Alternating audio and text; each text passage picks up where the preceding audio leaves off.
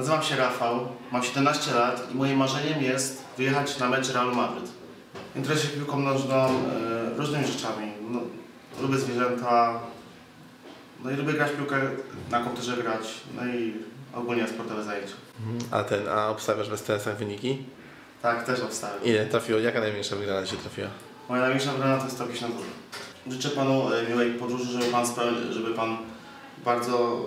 O nie, dobra. Życzę Panu miłej podróży. Moim marzeniem jest też zrobić prawo jazdy i jakoś uzbierać te pieniądze na prawo jazdy. Żeby potem zdać prawo jazdy, a potem kupić sobie jakiś samochód, i żeby jakoś żyć, tak?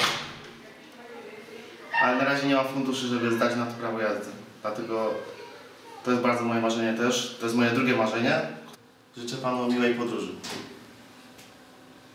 Żeby się spełniło.